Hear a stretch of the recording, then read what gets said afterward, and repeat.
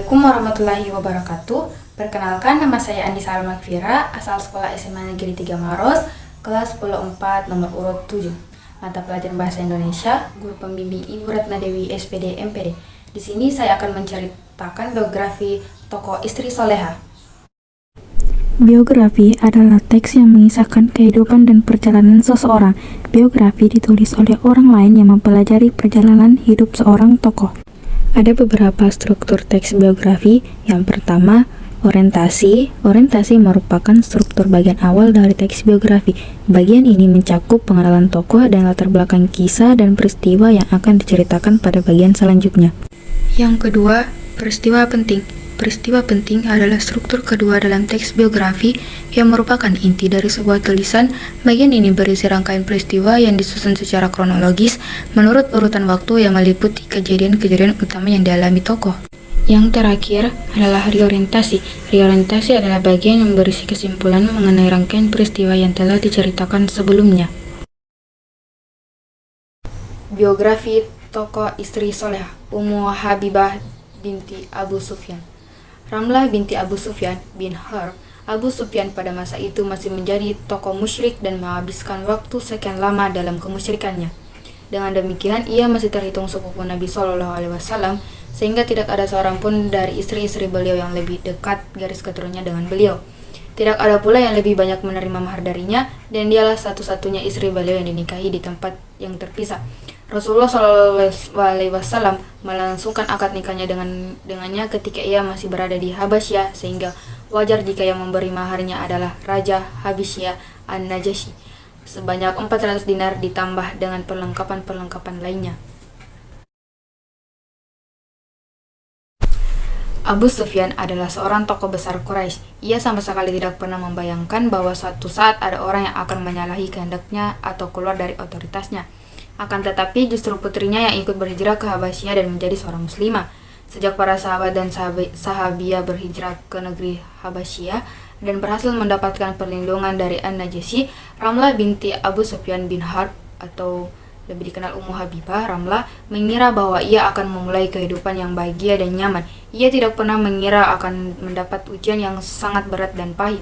Suaminya yang bernama Ubaidillah murtad dari Islam dan memeluk agama Nasrani. Ia pun akhirnya bercerai dengan suaminya itu. Ummu Habibah Ramlah memilih untuk melanjutkan kehidupannya sebagai seorang muslimah meskipun harus melalui tanpa seorang suami di sisinya. Ia merenungkan perjalanan kehidupan, kesedihan melingkupinya.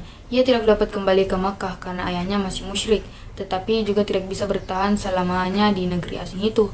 Pada masa kesedihannya itu, tiba-tiba titik terang kebahagiaan menyeruak dan memberi kehangatan kembali kepadanya. Karena membawa kabar gembira paling indah di seluruh alam raya. Kabar gembira itu lebih berharga daripada pundi-pundi kekayaan yang tersimpan di perut bumi dan gelimang materi yang menghiasinya. Seorang pelayan wanita An-Najasyi menemui Ummu Habibah Ramlah dan menyampaikan kabar gembira bahwa Rasulullah SAW telah meminangnya. Ummu Habibah Ramlah tidak dapat menyembunyikan kebahagiaannya sehingga air matanya pun bercucuran di pipinya. Ia menangis sembari tersenyum karena merasa bahagia yang tidak. Ia memuji Allah Azza wa Jalla atas anugerah nikmat yang telah dilimpahkan kepadanya. An-Najasyi segera menyambut dan memimpin langsung pernikahan tersebut sebagai wakil dari Rasulullah SAW. Karena Rasulullah SAW telah mengirimkan surat kepada Raja Habasyah itu untuk mewakili pernikahan beliau dengan Ummu Habibah Ramlah. Seluruh sahabat Rasulullah SAW yang saat itu tinggal di Habasyah berkumpul untuk menyaksikan pernikahannya. Peristiwa itu merupakan sebuah kejutan yang tidak terbayang oleh sahabat manapun. Ummu Habibah Ramlah menerima mahar pernikahan sebanyak 4.000 dirham. Tidak hanya itu, An-Najasyi juga menanggung biaya dan perbekalannya. Hari-hari terus berlalu hingga tiba saat yang paling menyedihkan, yaitu Rasulullah SAW wafat.